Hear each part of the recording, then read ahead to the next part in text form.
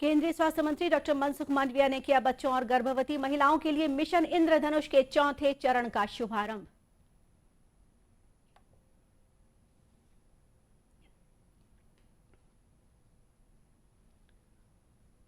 स्वर सामग्री लता मंगेशकर का पूरे राजकीय सम्मान के साथ किया गया अंतिम संस्कार। राज्यसभा की कार्यवाही आज 1 घंटे के लिए स्थगित की गई।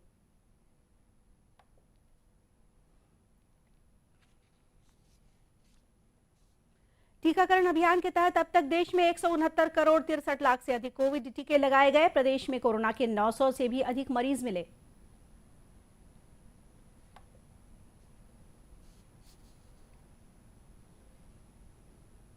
और समर्थन मूल्य पर धान खरीदी का आज अंतिम दिन। 1 करोड़ 5 लाख मीट्रिक टन खरीदी का लक्ष्य।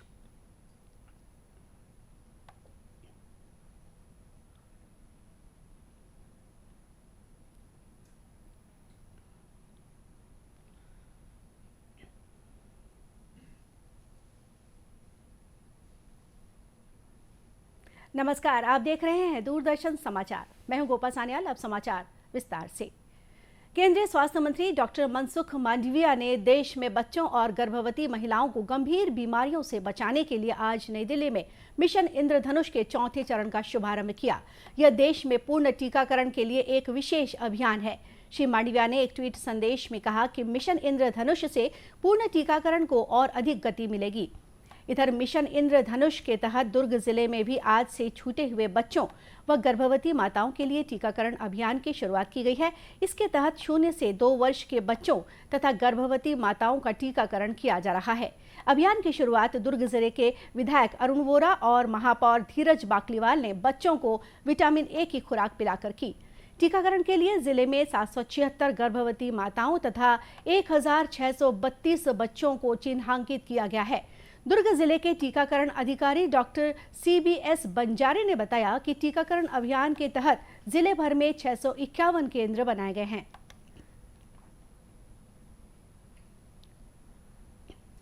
स्थानीय स्तर पे हमने 651 टीकाकरण केंद्र बनाए हैं। सेशन लगाया जाएगा जिसमें 776 गर्भवती माता जो छूटे हुए हैं घर घर सर्वे किए हैं, जिसमें से जो लिस्ट जारी हुई है, और 1632 जो है हमारे छूटे हुए 0 से 2 वर्ष के बच्चे हैं। तो इसको हम मिशन इंद्रधनुष के तहत सभी गर्भवती माता एवं बच्चे को टीकाकृत करेंगे। सभी प्रकार का टीकाकरण BCG, hepatitis B, PCV, pentavalent, measles इत्यादि सभी प्रकार के टीकाकरण करेंगे और गर्भवती माता को TD का इंजेक्शन लगाया जाएगा। टीकाकरण के लिए बच्चों के साथ पहुंचे अभिभावकों ने मिशन इंद्रधनुष की सराहना करते हुए कहा कि यह बच्चों के लिए काफी फायदेमंद है। मिशन इंद्रधनुष के तहत ये टीका सरकार द्वारा फ्री में लगाया जा रहा है और आगे भविष्य में ऐसा ही लगाया जाएगा। ये योजना बहुत ही अच्छा लगा। सरकार का बहुत बहुत धन्यवाद। जो भी है मिशन इंद्रधनुष के तहत और भाई लोग आए और टीका को अच्छी तरह से सब बच्चों को, ताकि आगे कुछ बीमारी से लड़ने की क्षमता है बच्चों में। मैं यहाँ मेरा बच्चे का टीका लगाने आया हूँ मिशन इंद्रधनुष के तहत। मैं एक्चुअली मेरा घर उड़ीसा का है, लेकिन मैं यहाँ जॉब करता हूँ, तो मिशन इंद्रधनुष के चलते मैं यहाँ पास का हेल्थ सेंटर में आके मैं अपना बच्चा का टीका दिया हूँ और यहाँ का सुविधा बहुत अच्छा है। गौरतलब है कि कोरोना की वजह से बड़ी संख्या में बच्चों और गर्भवती माताओं का टीकाकरण छूट गया था, जिसके लिए इंद्रधनुष अभियान के तहत विशेष शिविर के माध्यम से इनका टीकाकरण किया जा रहा है। स्वर कोकिला लता मंगेशकर को कल रविवार को अश्रुपूर्ण विदाई दी गई। उनका शिवाजी पार्क में पूरे राजकीय सम्मान के साथ अंतिम संस्कार किया गया। सामाजिक राजनीतिक गतिविधियों के केंद्र शिवाजी पार्क में महान गायिका लता मंगेशकर को अंतिम विदाई देने के लिए हजारों लोग जुटे। प्रधानमंत्री नरेंद्र मोदी, महाराष्ट्र के मुख्यमंत्री उद्धव ठाकरे, राष्ट्रवादी कांग्रेस पार्टी के अध्यक्ष शरद पवार, क्रिकेटर सचिन तेंदुलकर, संगीतकार हृदयनाथ मंगेशकर, गीतकार जावेद अख्तर और पद्मिनी कोल्हापुरी इस मौके पर उपस्थित रहे।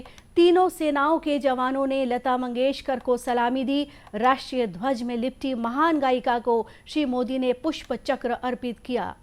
इधर आज राज्यसभा की कार्यवाही महान गायिका और सदन की पूर्व सदस्य लता मंगेशकर के निधन के कारण 1 घंटे के लिए स्थगित की गई। आज सुबह सदन में सदस्यों ने मौन रखकर उन्हें श्रद्धांजलि दी। सभापति एम वेंकैया नायडू ने कहा कि राष्ट्र ने एक महान गायिका को खो दिया है और उनके निधन को संगीत की दुनिया में एक अपूरणीय क्षति बताया है। श्री नायडू ने कहा कि अपने 7 दशकों के करियर में लता मंगेशकर ने हजारों गाने गाए हैं। Lata Mangeshkar, the legendary playback singer and a former member of this House, on the 6th of February 2022 at the age of 92 years. At a very young age, after being introduced to music by her father. Since then, there was no looking back on the chain of events that began back then culminated with her acquiring a status of legend in the world of music. Lata ji also served as a nominated member of this House from November 1999 to November 2005. गौरतलब है कि लता मंगेशकर का रविवार सुबह मुंबई के एक अस्पताल में 92 वर्ष की आयु में निधन हो गया। राष्ट्रव्यापी टीकाकरण अभियान के तहत अब तक देश में 169 करोड़ 63 लाख से अधिक कोविड रोधी टीके लगाए जा चुके हैं। स्वास्थ्य मंत्रालय ने कहा है कि पिछले 24 घंटों में 14,70,000 से ज्यादा टीके लगाए गए। इसी अवधि में कोविड के 83,876 नए मामले सामने आए। इस समय देश में 11,08,938 लोगों का इलाज चल रहा है।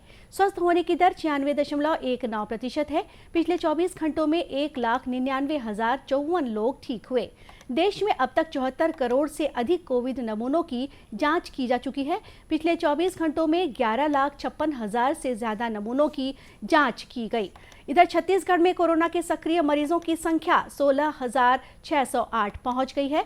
पिछले 24 घंटों में प्रदेश में 976 नए मरीजों की पहचान की गई है, जबकि 1,241 लोगों को इस अवधि में अस्पताल से छुट्टी भी दे दी गई है।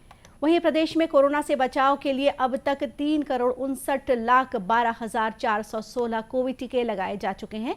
इनमें 2,06 लाख से अधिक प्रथम डोज और 1,50 लाख से अधिक दोनों डोज लगाए जा चुके हैं, जबकि 15 से 18 साल तक के किशोरों को 2,88,000 डोज लगाए जा चुके हैं। समर्थन मूल्य पर धान खरीदी का आज अंतिम दिन है। जांजगीर चांपा जिले में अब तक 90% से अधिक किसान अपना धान बेच चुके हैं। जिले में इस साल 90 लाख क्विंटल धान खरीदी का लक्ष्य रखा गया है, लेकिन उसके मुकाबले अब तक सिर्फ 81 लाख क्विंटल धान की खरीदी हुई है। जिले के धान खरीदी केंद्र पेंड्री के प्रभारी योगेंद्र साव ने बताया कि इस साल उठाव ठीक है।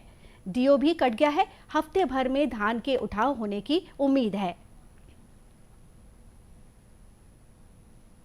अभी तक हमारे यहाँ 1379 किसानों से 55,333 कुंटल की खरीदी हो चुकी है और आज 5 किसानों का टोकन है 289 कुंटल का। अब आखिरी दिन है, किसान लोग ला रहे हैं धान और पलटी चल रहा है, उसके बाद खरीदी भी हो जाएगा कंप्लीट। बताया गया है कि जिले में 239 धान खरीदी केंद्र बनाए गए हैं और 1,99,000 किसानों ने धान बेचने के लिए पंजीयन कराया था, लेकिन 7 दिन खरीदी की तिथि बढ़ाए जाने के बाद भी करीब 9,000 किसान अपना धान नहीं बेच पाए हैं। बढ़िया तरीका से होते और यहाँ लाए के बाद में धान के किसान धान लाथन, और बाद तुरंत बोरा मिल जाते, पलटी करथन, धान तो ला के घर चले जाथन, तौल पट्टा कटा के। पूरा सुविधा मिला थे, कोई प्रकार के परेशानी नहीं है और पैसा भी है समय में मिल जाते, खाता में चले जाते। प्रदेश भर में इस साल कुल 1,05 लाख टन धान खरीदी का लक्ष्य रखा गया है। अब तक इसके एवज में 97,71,000 मीट्रिक टन धान की खरीदी की जा चुकी है। राजनांदगांव जिले के डोंगरगढ़ में प्रज्ञागिरी ट्रस्ट समिति द्वारा 29वां अंतर्राष्ट्रीय बौद्ध सम्मेलन का आयोजन किया गया। इस मौके पर बौद्ध अनुयायियों ने भगवान गौतम बुद्ध के आदमकद प्रतिमा के समक्ष पूजा अर्चना कर विश्व शांति के लिए प्रार्थना की। इस सम्मेलन में पूर्व की भांति सामाजिक समरसता के अनुरूप बुद्ध वंदना और परित्राण पाठ किया गया। कोरोना संक्रमण के कारण विदेशी मेहमान नहीं आए, किंतु छत्तीसगढ़ के अलावा मध्य प्रदेश और महाराष्ट्र के भनदत भंते के साथ इस कार्यक्रम के साक्षी बने। पूर्व में यहाँ चीन, जापान और तिब्बत के बौद्ध अनुयायी उपासक उपासिका शामिल होते रहे हैं। बौद्ध समाज के सदस्य एवं राजगामी संपदा न्यास के अध्यक्ष विवेक वासनिक ने बताया कि धम्म गुरु भनदत संघ रत्न मानके और धम्म सेना नायक नागार्जुन सुरई शशई की अगुवाई में विश्व शांति के लिए पूजा अर्चना की गई।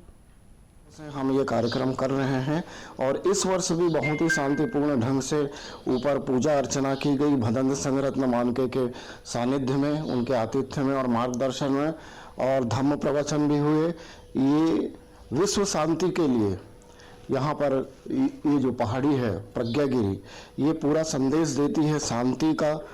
कोरोना काल के पिछले 2 वर्षों में हम लोगों ने नहीं कर पाया, लेकिन इस वर्ष थोड़ा सा ढील मिला तो हम लोगों ने किया। इस मौके पर धम्म गुरु भनदत सुरई शशई ने बौद्ध उपासकों से भगवान गौतम बुद्ध के पंचशील त्याग तपस्या को आत्मसात करने तथा सच्चाई के मार्ग पर चलने का आह्वान किया। इस दौरान सांस्कृतिक कार्यक्रमों का भी आयोजन किया गया। दर्शकों, आज़ादी के लिए भारत का शानदार संघर्ष आधुनिक विश्व के महानतम संघर्षों में से एक है। दूरदर्शन समाचार इतिहास की धारा बदलने वालों की झलक रोजाना आपके लिए लेकर आ रहा है।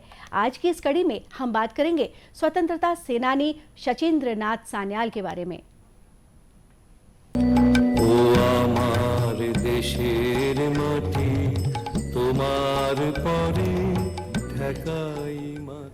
आज की इस कड़ी में हम क्रांतिकारी स्वतंत्रता सेनानी सचिंद्र नाथ सान्याल को याद कर रहे हैं, जो 7 फरवरी 1942 को शहीद हुए थे। सान्याल हिंदुस्तान रिपब्लिकन एसोसिएशन के संस्थापक थे। वे चंद्रशेखर आजाद और भगत सिंह जैसे क्रांतिकारियों के गुरु थे।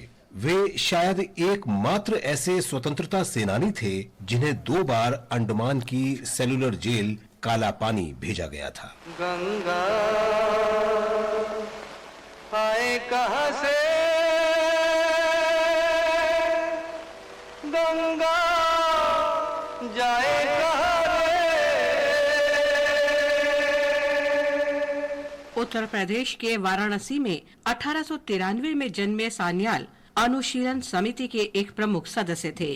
एक युवा के रूप में वो पंजाब और संयुक्त प्रांत में क्रांतिकारी आंदोलन के आयोजन में सक्रिय थे।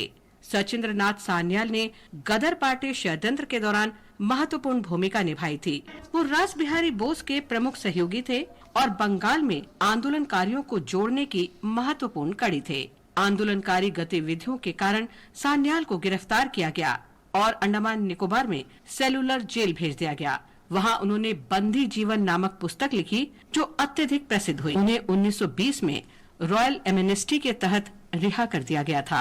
अपनी रिहाई के बाद सान्याल ने साहित्य और अखबारों के माध्यम से क्रांतिकारी संगठन को व्यापक आधार पर बढ़ावा देना जारी रखा।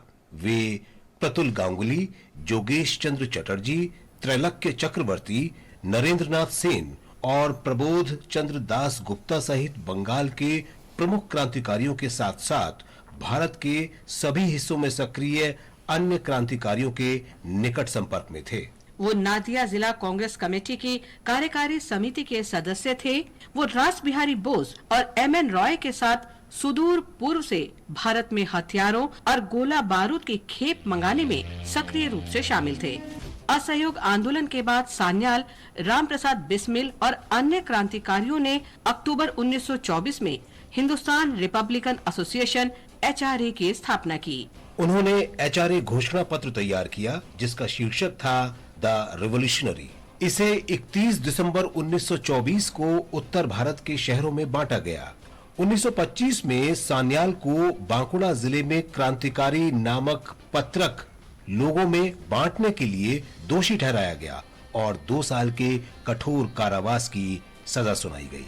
बाद में उन्हें लखनऊ में काकोरी षड्यंत्र मामले में अप्रैल 1927 में आजीवन कारावास की सजा सुनाई गई। उन्हें 1937 में रिहा कर दिया गया, लेकिन 1941 में द्वितीय विश्व युद्ध के दौरान जापानियों के साथ मिलकर ब्रिटिश सरकार के खिलाफ साजिश रचने के आरोप में फिर से गिरफ्तार कर लिया गया। 7 फरवरी 1942 को नजरबंदी के दौरान उनकी मृत्यु हो गई।